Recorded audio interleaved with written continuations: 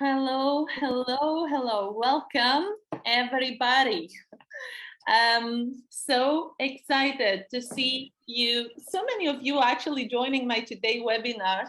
And it's really incredible to see you all. And I also see a lot of familiar faces, names, and it's just so amazing. I just see here Aisha, but yeah, so many of you that we have worked together on different projects, some clients as well. It's so lovely to see you all. So just give me a few seconds so everybody will actually join this webinar and make sure that there's nobody really excluded from our today presentation. And also I want to say about their cameras, guys, you can be with your cameras on or off. It's completely up to you. There is no any kind of restrictions or limitations in terms of how you would like to participate on our today webinar. However, it's really important to highlight that today's webinar will be recorded, right? You need to be aware of this. It's going to be recorded. So feel free to join me here in this virtual space, either with your cameras on or off. It's completely up to you. It's lovely to see some of your faces already. And I would love also to take the opportunity today to interact with some of you directly. If that's okay for you, you let me know down here in the comment sections. So before we get started, I keep admitting people joining us. But just about logistics, right? Because we started talking already about logistics. In case you just joined, can you please be on mute? So there is a quiet, calm environment, and there is not any kind of noise in the background. That would be I would really appreciate that. And of course, at the end, we're going to have a Q&A, so you can actually share with me your questions, and I'm here to answer all your questions, I promise. So I know that some of you are not on mute. So there is a member of my team, Sana, here, who will make sure that everybody will be on mute. And as I said before, don't worry if by the end of this webinar you would like to be on the mute. I'm more than happy. I keep adding people here. Amazing. Super. So Sanaya, feel free to keep adding people as they're joining, because I can see, given that I'm starting with the presentation already. So welcome, everyone.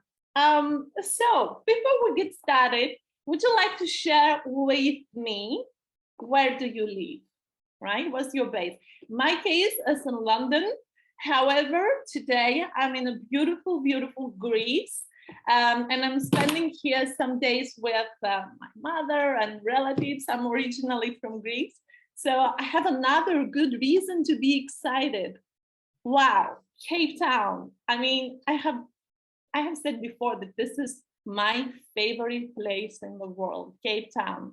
I was blessed to be there during pandemic, working with my team there. Also Cape Town, oh amazing, guys, we have so much to discuss about South Africa. I'm so excited. Sheffield, wow, oh my God, guys, I see all those comments, just amazing. Sheffield, UK, beautiful. Thank you from Cape Town. Durban, Punjab, South Africa again. Dubai, I've never been in Dubai before, but yeah, I would love to hear any recommendations because it's on the top of my bucket list, to be honest. I said Cyprus, Belarus, Belgium, Indonesia, Armenia. Wow, guys, amazing. Ghana, Pakistan, Fiji, Brunei. Wow, that's wonderful. And it's such a beautiful thing. Greece representing Evie, so lovely to see you again, and so soon since the last time we spoke. I see Ghana, India, amazing, guys. Honestly, I'm so excited that we are all together in this virtual room. And before I get started with the presentation, would you like to just just tell me about, if you have ever been in a scenario where you needed some support in terms of the employee burnout. Was it any point in time that you wanted some support, some advice, or is it something that you want to just be aware of in terms of your future strategy and future program? In my case, I just want to say that is a part of my personal story, and I really want to share this with you all. But my next kind of thing, after all logistics and questions, is first of all, I want to make sure, fascinating stuff, I still see people joining, which is great. So are you currently, any of you, are you currently run any well-being program which includes burnout and employee burnout? Like this might be a webinar, a workshop, might be some content that you included in your intranet, might be anything really. But have you taken any kind of initiatives in terms of employee burnout? And if yes, what did you do, right? Was it a webinar, was it a workshop? Feel free to let me know here down in the comments. Yes, I am through our employee wellness offerings. Right, Nadi, we give burnout debriefing sessions. Amazing.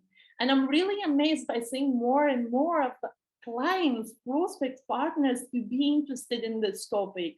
It's a really, really hot topic when it comes to human resources, and it's really important to be aware of it. Actually running a campaign on how to avoid burnout across the company this week.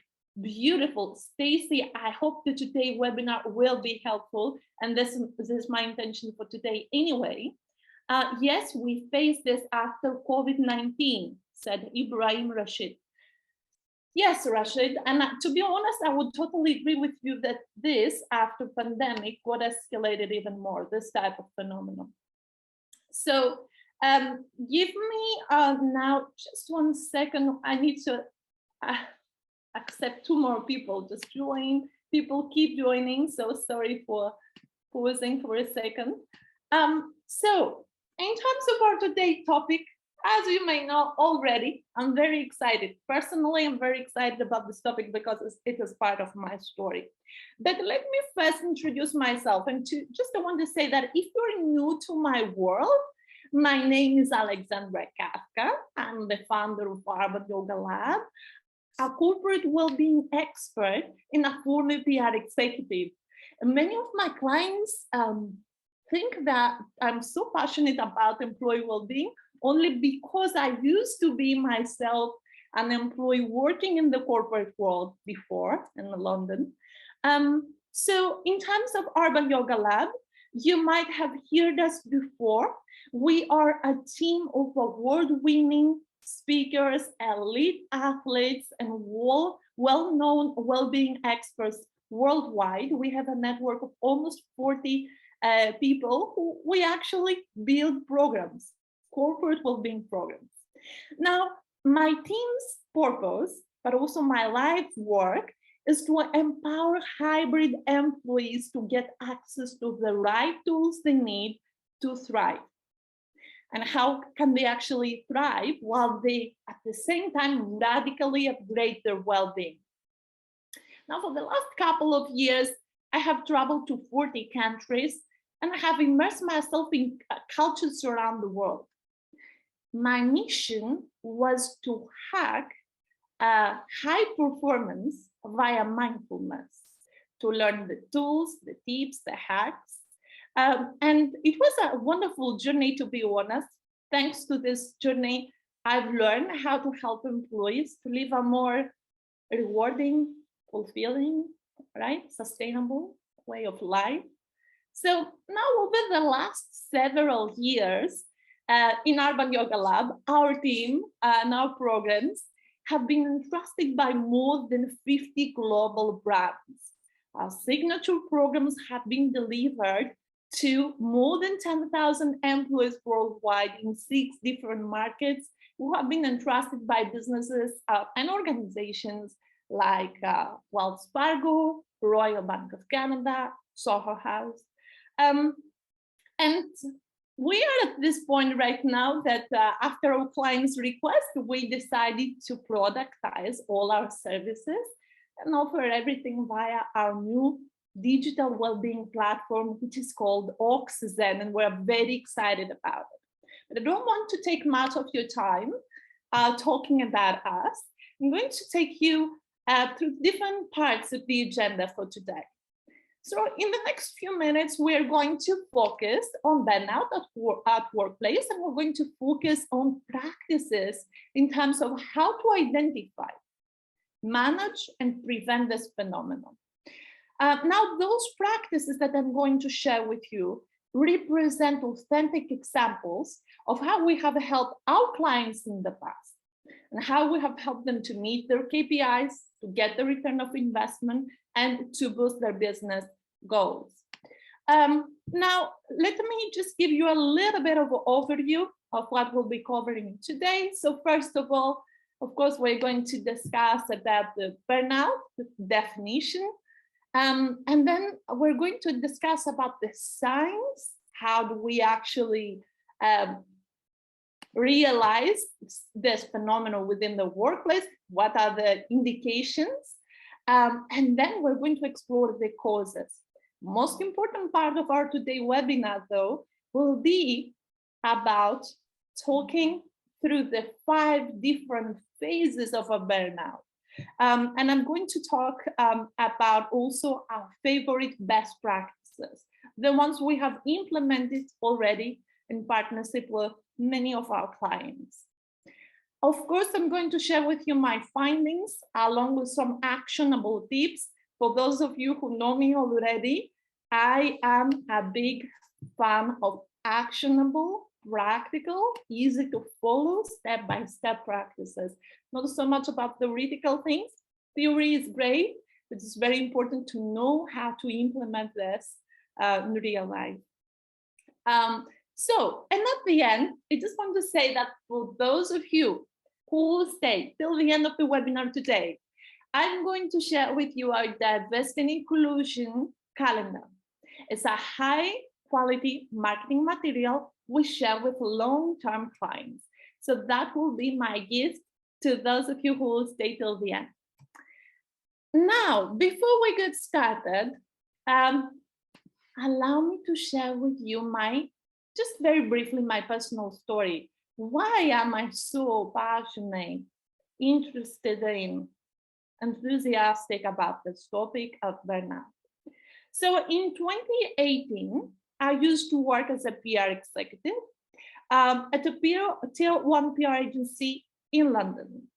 That was my career dream since I was a kid. Don't even ask me why my dream was to work in public relations. I don't even know, but that was my dream back then. So I got to work with some like-minded people, with some really great clients, and I had this kind of professional kind of path that I always dreamed of.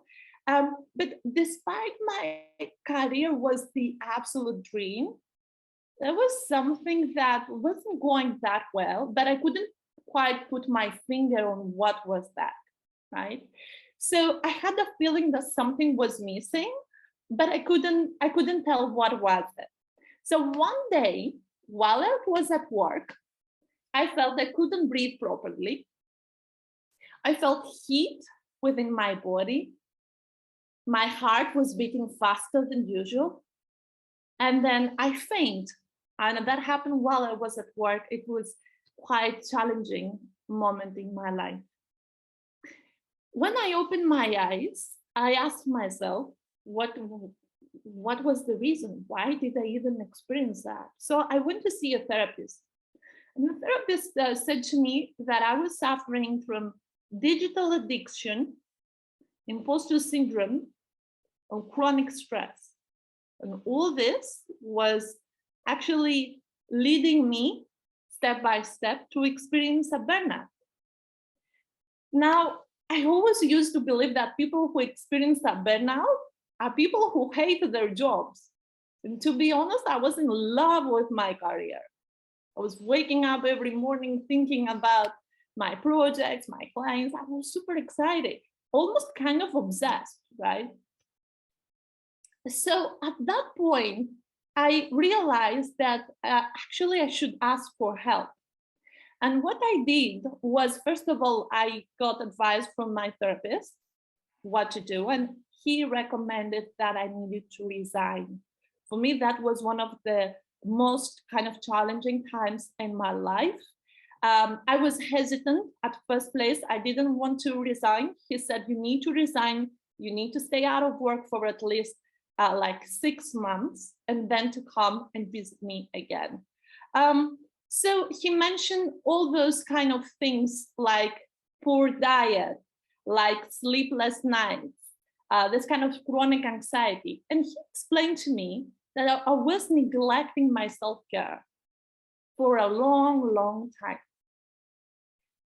So back then, I wasn't aware that any kind of mindfulness, well-being solutions, nobody ever mentioned those kind of tools. And that was the moment that I met a person like a well-being expert who actually talked to me about those tools and introduced me. And because of that introduction to this world, I decided to travel around the world to discover all the different tools I needed to apply to help myself, to heal myself, to ask for help. So I visited places like Thailand, Cambodia, Philippines, had the opportunity to stay in Buddhist monasteries, to learn the art of meditation from Buddhist monks, and then to learn about Chinese medicine, and to learn about mindfulness, neuroscience, yoga, just to help myself, to heal myself. Throughout this 2 years journey, because this is how long it took me, I've learned so much. The most important thing was that I mixed and matched different tools, practices, and hacks, and I created my own mindfulness toolkit. So when I came back to London 2 years later, I decided to take this mindfulness toolkit that it helped me and share it with people who suffered from mental health issues. So I partnered with Mind organization in the UK, and I delivered my mindfulness programs to those kind of individuals who really needed this type of support. By just having this firsthand of experience of seeing what mindfulness and well-being and breathing techniques and so many other tools can do to people's lives, I decided to share the signature program along with all the rest of our programs to modern employees. And that was all before pandemic. So you can imagine what happened after pandemic. There were more and more employees who actually needed those tools. So during my trips, I've learned something powerful. And that was that we can be truly masters of our challenging emotions, and we can be in control of our self-limiting thoughts and beliefs. So today, after this kind of journey, most of my clients, they come to me with that question: how do we manage, identify, prevent burnout at workplace? From my perspective, from the perspective of a person who used to be an employee in a highly competitive environment and then became a well-being expert. And my answer, if I need to answer this question really briefly, I would say that prevention is the key. So to make prevention part of your well-being strategy, as already somebody mentioned here, it's really important, the burnout kind of prevention techniques to be integral part of everything you do in your employee well-being initiatives. So now, without further ado, I'm going to share with you a few kind of just statistics that you might find interesting and you might want to explore. So first of all, speaking about burnout, right? How to manage, how to identify this type of phenomenon. And as I said before, how prevention is so important. But in terms of some stats, because I think those stats are really important, They are alarming, but they can also help us to learn. When I've been moved on my right, so what I said. Or if somebody is unmuted, if you can mute yourself, that would be great. Sana, if you can help us with that, to mute all participants in this room, in this virtual room, that would be amazing. So yeah, I spoke to you about already about my personal story, and I hope it gave you insights in terms of why burnout prevention is on top of our agenda in Urban Yoga Lab. Yeah. Okay, fine. Well, if there's anything else that you think... Someone unmute. If you can mute everybody, Sanaya, that would be really great. So about our programs in Urban Yoga Lab and the programs that are kind of focusing on stress management, burnout, digital addiction, imposter syndrome. All those programs are based on 8 pillars of employee well-being: gut health, focus, energy, sleep and recovery, biomechanics, team bonding, distress, and productivity. Those are the main pillars. And then in terms of the research, right? We have 75% of employees who said on a recent research that they have experienced burnout. 40% of them saying they've experienced burnout specifically during the pandemic. I think somebody mentioned that already about pandemic. And during pandemic, we saw this phenomenon of burnout really escalating. Now, as we see 61% of remote employees say that it's really difficult for them to unplug from work during off hours.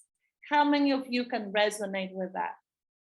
How many of you? I have so many friends and relatives and like partners that they all share with me the same thing.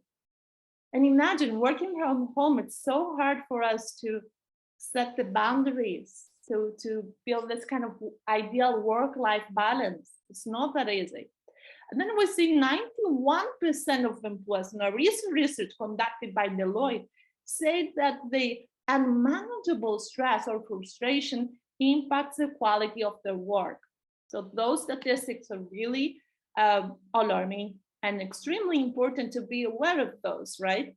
So many of my clients, they ask me, okay, what is burnout and what makes it so important? So first of all, employee burnout or workplace burnout happens when an individual's physical, emotional, and mental resources are spent. Burnout often happens also as a result of being overworked or poorly treated. Not only does it lead to additional burnout among the team members, it can also have a super negative impact in terms of the business productivity, performance, right? And this is so important. This is why it's so important. It's not just about the employees. It's also about the team, and then it's also about the company and how the company performs. So in terms of the causes, I have many clients who ask me, what was that actually led me to a burnout? And the truth is that despite I was in a really successful career, I wasn't feeling enough. I wasn't feeling worthy of recognition. And I had this kind of core beliefs within me that no matter how hard I was trying, still I wasn't worthy enough. And in many cases, underneath those blockages, there is this kind of belief, right? If you have imposter syndrome, if you suffer from chronic stress or anxiety, it doesn't really matter how shiny your resume is. It doesn't matter, your accomplishments, your diplomas, nothing of that matters. Because deep inside you, you will always feel like somebody is going to find out. Somebody is going to find out. And you might be thinking, they will find out that I'm not smart enough, I'm not good enough, I'm not talented enough. And this kind of thing can lead us to experience a burnout. All those self-limiting thoughts and beliefs. So the most common causes of burnout at work. Can you write me down in the comments, like, what do you think are the main causes we experience burnout at work? And if you can write, like, 3 of the main causes, which ones do you suspect they are on the top 5 reasons? So if you can write 1, 2, or 3 different causes and share with us, that would be really great. I'm really curious to find out, what do you think and how do you experience burnout at workplace? A misalignment between your values, purpose, and the organization. Beautifully said, Danny. And may I add on this one, Edelman's recent survey, the Trust Barometer survey, I highly recommend you to check this one. It showed that 60% of employees who actually go and join a company and work for a specific company, they first check the values. And they see if there is a values alignment between their values and their company values, and then they decide whether they are going to be part of our company or not. So I totally agree with you. And then we see, yes, through addressing the root causes, through process, policy, and people, cultural change.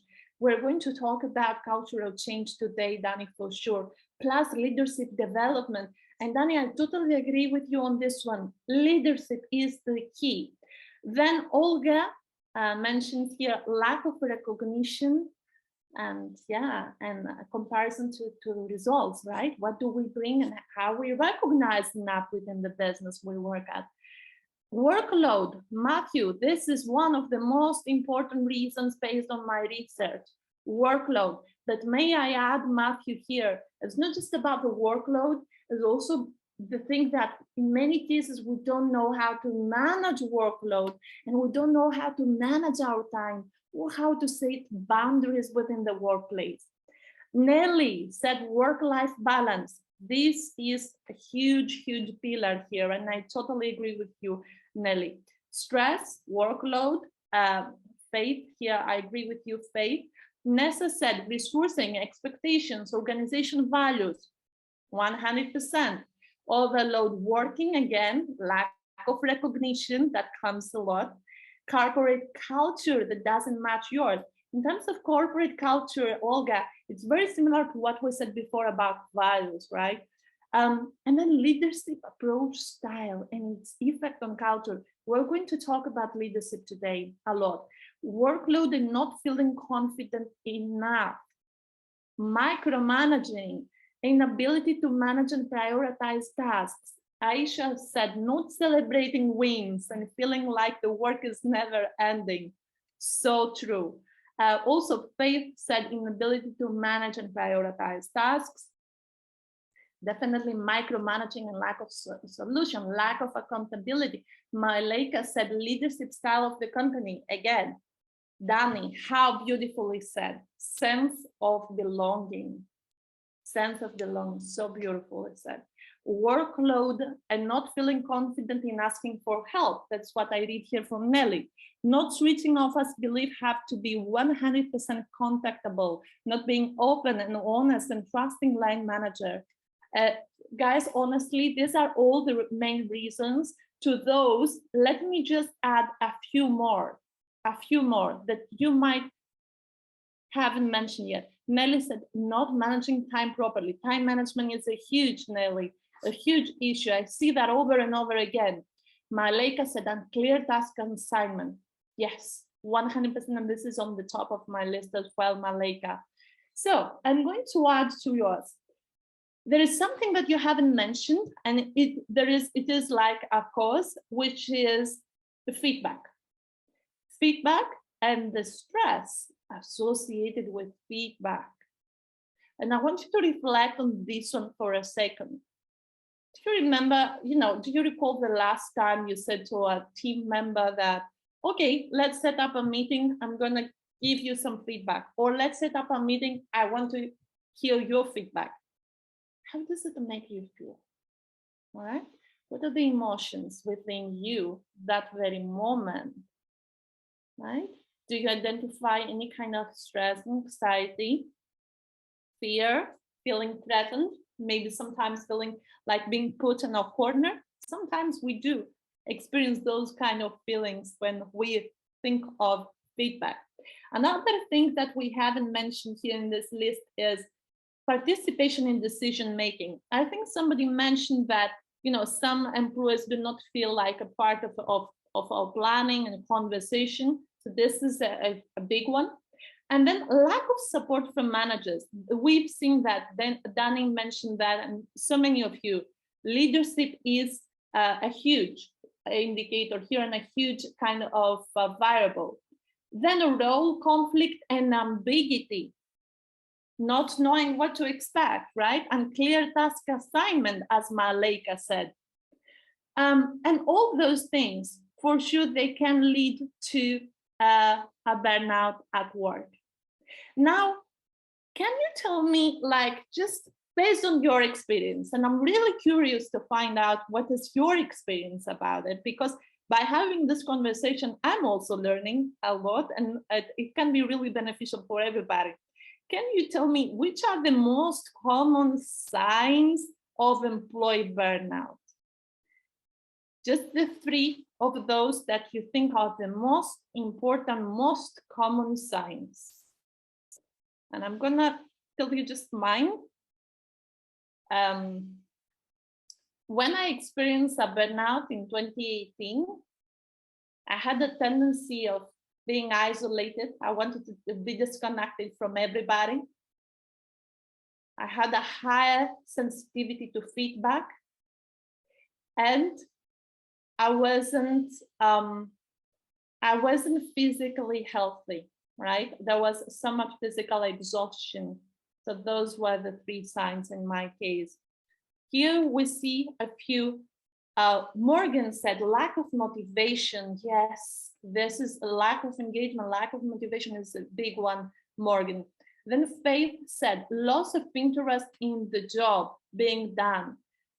Danny said most common signs, stress, affects behavior, absenteeism, attrition. Correct, totally agree. Nessa said behavioral shift, irritability. This is a big one. This is a big one. And this is something I've discussed with my clients so many times in the past.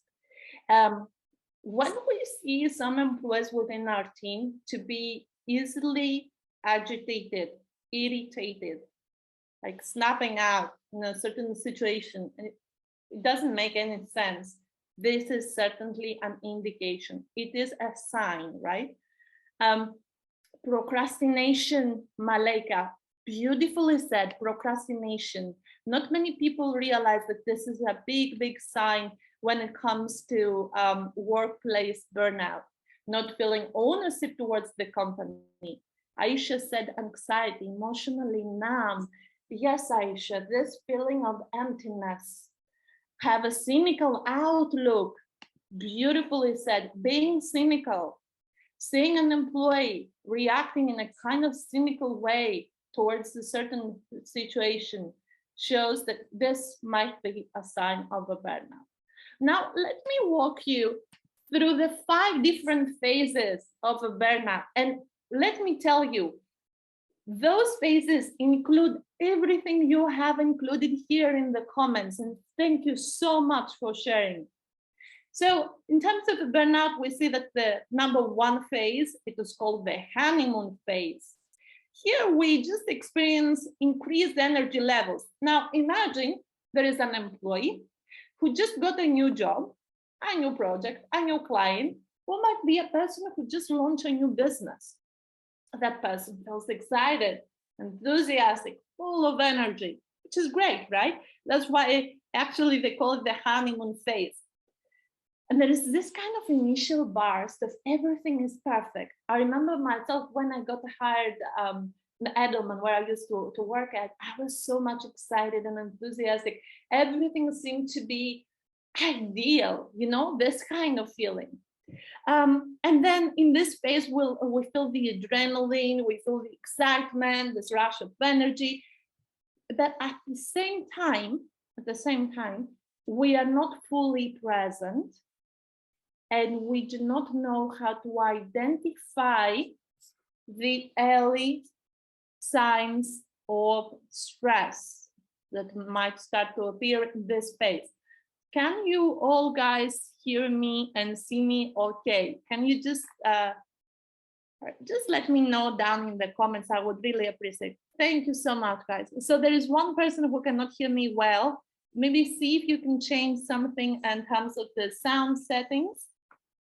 Oh, amazing, guys. So the honeymoon phase, right? In the honeymoon phase, we are in this phase where we go above and beyond. We really want to prove ourselves. And as I said before, we tend to ignore some stressors, but you know, we are having a good time, really. If somebody will see us, they will think that we really are in the best time in our life. And this is why it's so hard to recognize and deal with any stress factors at this point. So can I ask you at this point, is there anybody who is already aware about those 5 phases of burnout?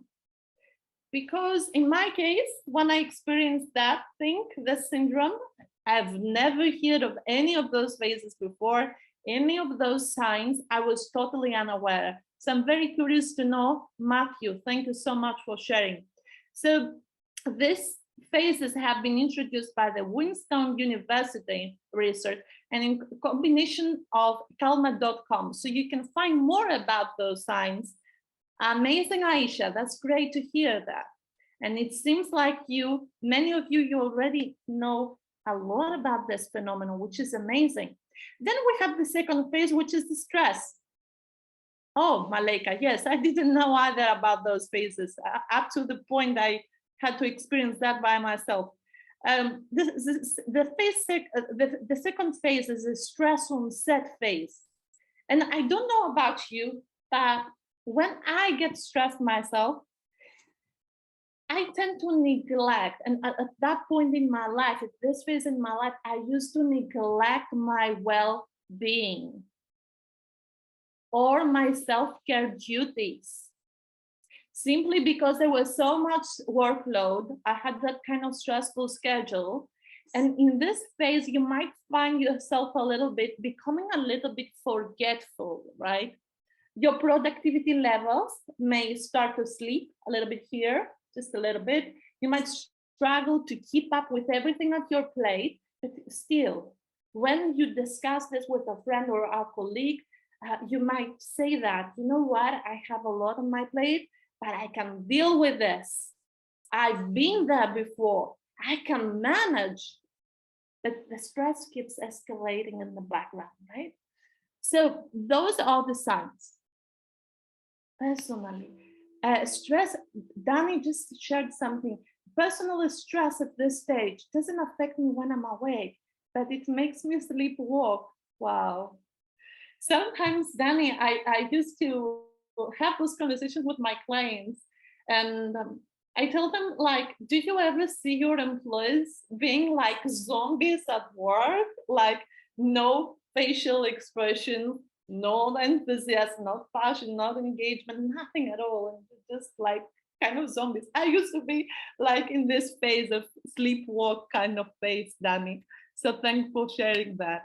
Then we have the third phase, which is chronic stress, anger, aggressive behavior. At this point, we might start missing deadlines. And also, at this point, we might start procrastinating, only because we don't feel ready to face this stress and anxiety, right? So this is big. And also at this point, you might find yourself,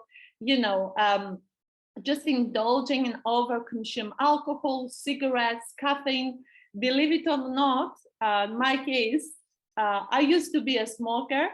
And every time I was at this phase, I was smoking so much just to avoid And I discussed this with some of my clients today, and nobody can really believe, knowing my healthy lifestyle and my work-life balance, nobody can believe I used to be a smoker.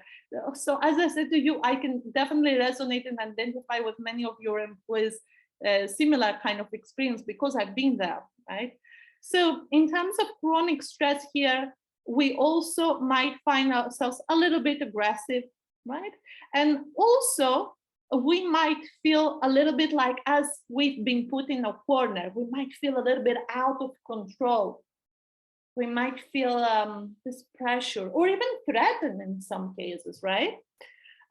So this is the space. And then we go, of course, to the next phase, which is the burnout, because when stress and anxiety is left unattended by a long period of time, it inevitably, Malika, I guess I'm in a third phase. Thanks for sharing. But you know what? It's very important to have this open conversation and this open dialogue about this kind of topic. Because, Malika, the first step in terms of managing burnout is identifying, is becoming aware. And by just saying that right now means that you are becoming aware of the signs, of the causes. How important is that? This is, for me personally, is incredibly important. And then we have this phase, burnout, where we completely neglect our self-care needs, our well-being needs. We might experience some headaches, some migraines, some sleep issues. But one of the most important things here is the social isolation. Social isolation. We tend to disconnect ourselves from the world. Right? I remember myself when I was at this phase, I didn't even want to see my siblings. I didn't want to talk to my mother. I didn't want to spend time with my boyfriend, right? So this is a big one. When you find yourself in this case of, so Danny said, absolutely. As soon as I find myself in the kitchen at 3 a.m., I know it's time to take a look at myself. Danny so beautifully said. I totally agree with you. And I've been there. I remember coming back from work after a long, busy day. And the first thing I used to do is just pouring myself a glass of wine. And I remember my sister was like, why is it became like already a habit? Why do you have a glass of wine every day? And I remember telling her, like, oh, you know what? My glass of wine every night is my coping mechanism that helps me to feel relaxed. It's actually my self-care practice. I used to think this way, guys. Can you believe it? So I can totally relate to some of you that you might have experienced similar things of neglecting or completely abandoning your well-being, your self-care. But it's very interesting what you're sharing, because I can totally recall all those moments. Nelly said, my stages are interchangeable, time and again I get my act together, then again collapse, lol. But Nelly, that's the thing, many times it's like a roller coaster. And may I say something? It is okay. It's totally okay. And sometimes we might be in control of our challenging emotions, some other days not that much. This is really important, is to become better aware of those emotions, of those challenging emotions, of those self-limiting thoughts. I'm going to talk to you a little bit more also about the best practices later, but Olga said, exactly my experience at the last workplace. Thanks for increasing my awareness, Olga. Oh my God, I've been there. I know this. Oh my God, I've been there. So Tiffany said, can chronic stress only be diagnosed by the doctor? Or very great question, Tiffany, great question. Secondly, is there levels to chronic stress? This is a great question. So first of all, what I recommend to my clients and their employees is we always check with a therapist, a psychotherapist, a CBT therapist, always, because we might identify some signs But it's really, really important to go and double check that the diagnosis is right. So ask for help is the number one thing. And ask for help the right person is extremely important. So thank you so much, Nelly, for asking this question. I feel you. Yes. And then Yota, I left my last job because I came through these stages. I decided to take a break to find myself. Beautifully said, Yota. And sometimes if we need to take a break, it's time to take a break. Faith, this whole thing can be like a carousel, just going round and round and round. I tend to break down and get myself together. I know this feeling. I'm so sorry, all I have to drop off. Thank you, Alexandra. Stacey, it was so great to have you. We'll be grabbing the recording, of course. I'm more than happy to share the recording.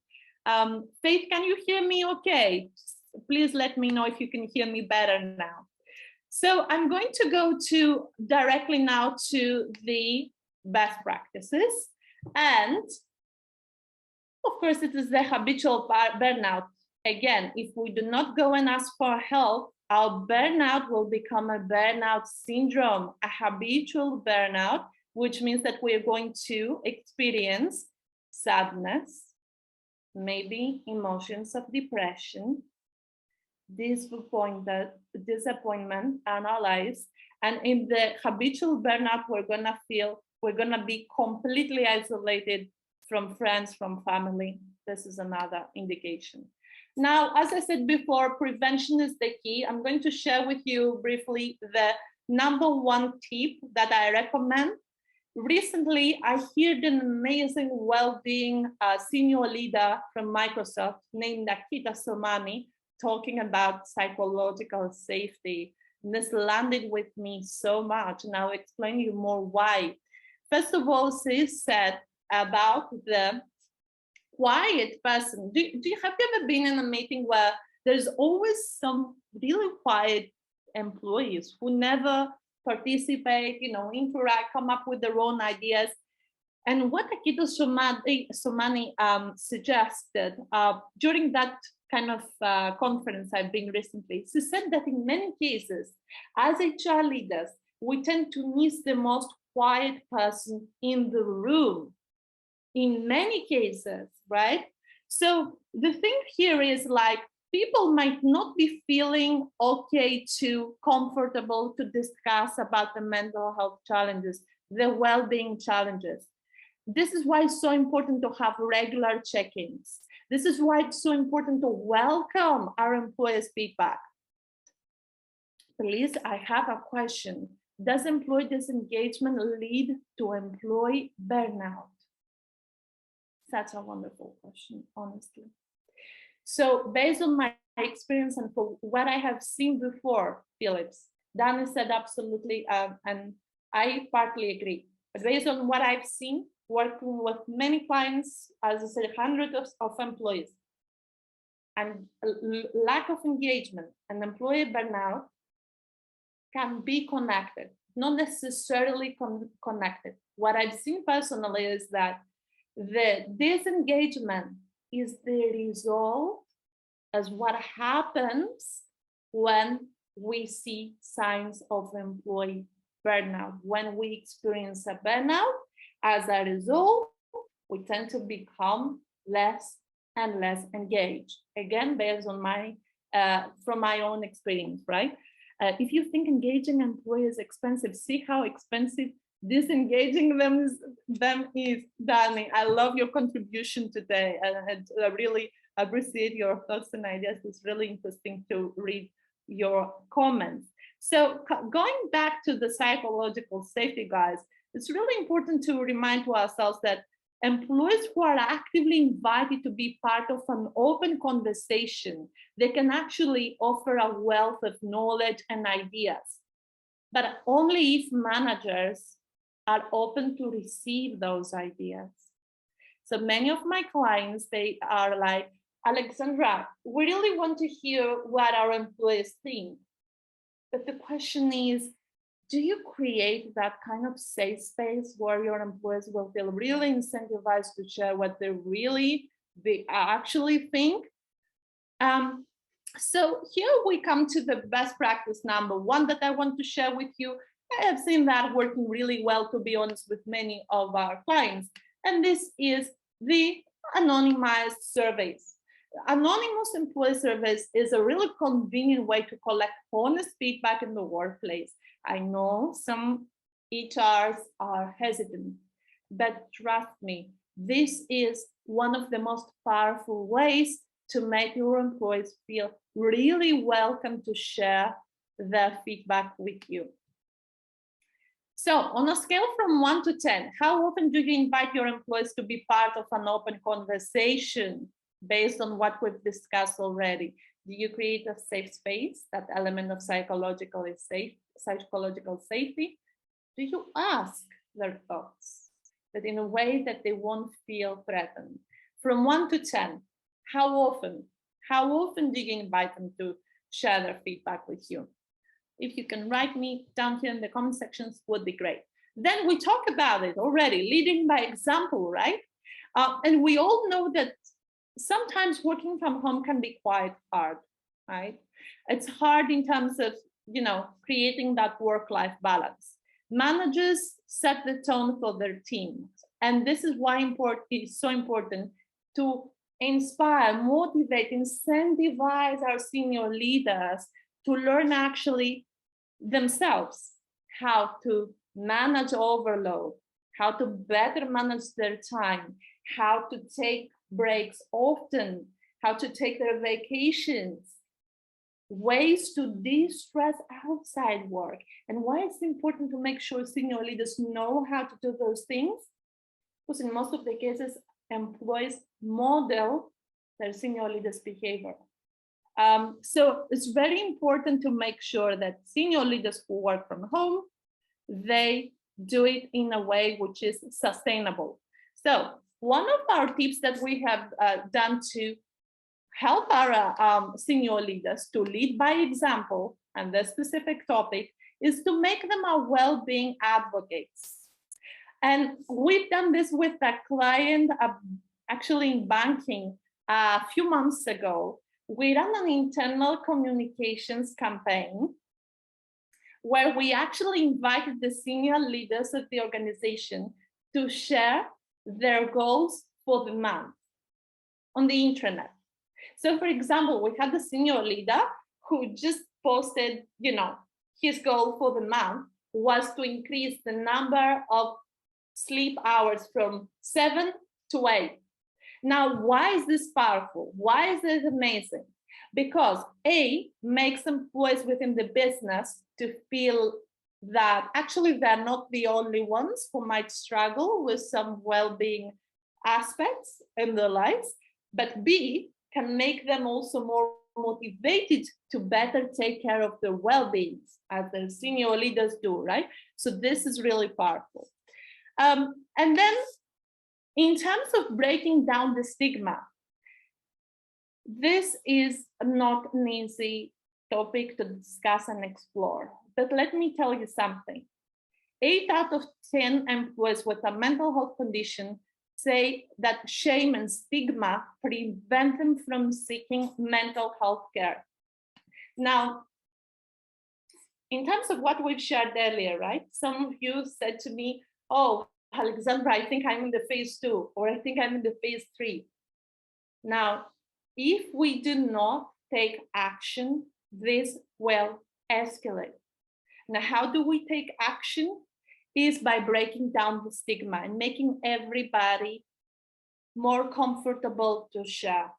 One of the most powerful tools we have tried and implemented in Urban Yoga Lab with all our partners is storytelling.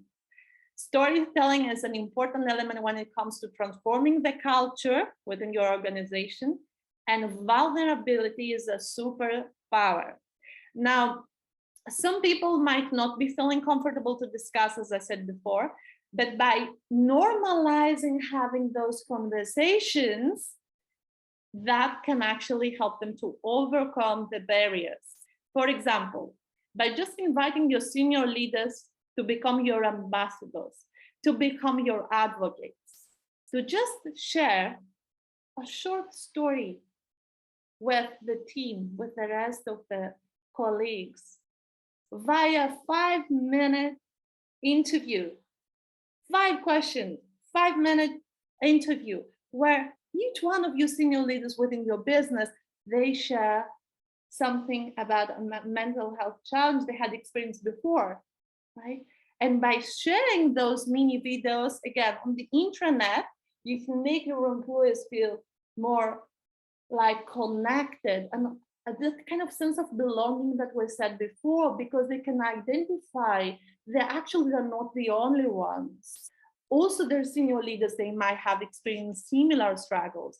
So this type of campaign, internal comms campaign, was something we've run recently. As I said before, mini interviews with senior leaders within your business. The tip number 4, and I'm going to end this webinar for today as being conscious about the time, but building a supportive mental health culture is so important. Now, as I normally say, there is not a silver bullet or a quick fix. I have many clients who actually come to us and they are like, oh, can we actually do something in a week and within a week time to be, you know, the employer of choice? And my answer is actually you cannot. Or we have some companies who come to us and they are like, we really want to be number 1 on Glassdoor. Can we do this in 2 weeks? And of course, our answer is no, you cannot, because those kind of things take time. And as I said, there is not a silver bullet, there is not a quick fix. Now, what helps to create a supportive mental health culture and can make a big impact is to talk to your employees in a language they can understand, not theoretical, but actionable, practical, easy to follow, step-by-step practices. It's really important to know that one size doesn't fit all. So our recommendation is to create a knowledge hub with special content where you actually help your employees to navigate through the mental health and well-being challenges. Now, it's really important to have diverse content available and to integrate this content with your thematic awareness weeks, days, weeks, and months of the year. So you can actually start raising awareness within your business about things like imposter syndrome, digital addiction, burnout.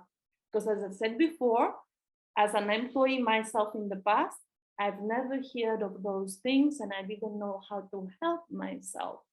I was completely unaware, right? So how do we build awareness within our organization to help people to get access to the right tools? So my suggestion to you is to create content that is like short posts, short interactive videos, so you can actually create engaging content that your employees actually want to see, want to watch. And the last one, I just want to talk a little bit about the compassionate leadership, and this will be the last one. Compassionate leadership. Do you know how many HR managers, they have those conversations with me about compassionate leadership and how do we actually achieve that? Now, empathy is not a thing that everybody can actually feel it, right? It's not. Empathy is something that can be learned. Empathy is a performance booster, but not all our senior leaders within our business do know how to be compassionate leaders. And it's not because they do have bad intentions, it's quite the opposite. They just do not know. So my question to you and my question, to myself as a well-being expert is, do we provide the right training to our senior leaders to learn how to have a conversation which comes from a place of compassion and empathy? And let me tell you something a little bit kind of controversial, but I've seen that over and over again. Many senior leaders who show lack of empathy and compassion towards their employees, it's because they are not compassionate and empathic towards themselves at first place. It's because they don't know how to accept themselves as they are, show compassion, to experience self-love. They don't know. And as a result, they project this to their teams. And it's really sad because those people typically, they are overachievers, go-getters, target-driven people going above and beyond. So how do we help our senior leaders to become more compassionate? Let me tell you what I have seen working really, really well with our clients. It is called mindfulness-based stress reduction programs. Don't know how many of you have heard about those programs before, but we have seen that senior leaders who participate in those type of programs, they become more passionate, more empathic. They have those more human-centric approach in everything they do. So I'm not going to share all the best practices with you. There are 2 more, and I'm going to share the presentation with you anyway by the end of this webinar. I just want to, as we come to an end here, first of all, I want to hear from you. Did you find anything I shared today useful, helpful? Was it anything that stand out? Anything that really added some value? And if yes, I would really appreciate to hear what was that. For me, that's what it gives me happiness, to be honest, to hear from participants who join my webinars, their own point of view. I loved it. Unfortunately, I could not join from the beginning. Malika, don't worry, we will share the recording with you. We do it for all the participants who've been joined this webinar, so don't worry about this at all. How do we incentivize and reward vulnerability? Such a beautiful question. Now, again, from my experience, Danny, we cannot really approach our senior leaders and almost insist and almost push them to share and become vulnerable. They need to see why is this important. So instead of you going to your senior leaders and be like, okay, guys, we need to do an internal communication strategy and a campaign, and I want you to share X, Y, Z, and to be very vulnerable. Instead of having this approach, it's better to go and have a conversation with them, share with them some statistics, and make them understand how many of the employees actually may suffer, may be on the verge of a burnout, may not knowing how to deal with stress and anxiety. And by showing them what might be going on within the business, you will incentivize them and motivate them to become your greatest well-being ambassadors. Trust me, Danny, I've seen that so many times. So it's about them. They will want at the end to help and become your greatest advocates. Then, thanks for the advice to enroll the leadership team in this process. Also leverage storytelling. Yes, and Nelly, may I add to that? It's just 5 questions. It's a mini interview. You go to your senior leaders and you're like, can you share with me a mental health challenge you've experienced in the past? Question number 1. Question number 2, what did you experience? What were the symptoms? What were the signs? Question number 3, what do you think it caused this type of stress or anxiety, right? Question number 4, what did you do to ask for help? And question number 5, when you ask for help, what did you experience? So it needs to be a positive story, an inspiring story, right? So yeah, thank you, Matiba. Thank you. Never thought that this actually happened, but after your explanation, most of the employees are experiencing it. Matiba, thank you so much for sharing that. Tivani, I love the human element can still be implemented in the human capital workplace. It is not all digital, but human connects us more. So wonderfully said. And honestly, guys, I've learned so much from you today and by having this conversation, because that's exactly how I see the today webinar. Olga, could you please share tips from your personal experience how to sell, I know this, mental programs or compassionate leadership programs to managers who were initially skeptical to such ideas? Olga, this is a big topic, and I would love to have this conversation with you anytime, actually, the 2 of us even, because I would love to share with you. I have so many thoughts about this topic, actually, and I know it can be tricky. It's not that easy, right? So we need to know how to push the right buttons. So feel free to send me a message to arrange a one-to-one. Just drink a virtual coffee really and have this conversation. Thank you, Danny. Thank you all. Great session. Lovely to see so many of this content resonates with.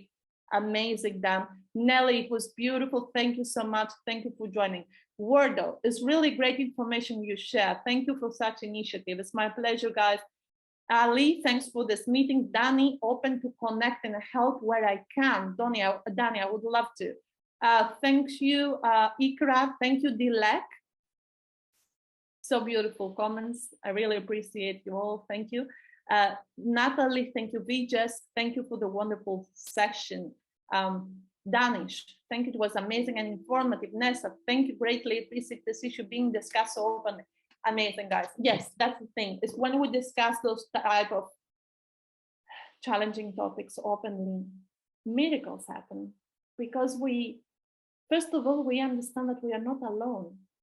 We're not alone in struggling and sometimes being, feeling lonely. No, we are not alone. There are so many other people who have similar kind of struggles, right? Thank you so much from Fiji. How wonderful. So now, as we are at the end of this webinar, just let me do 3 main announcements.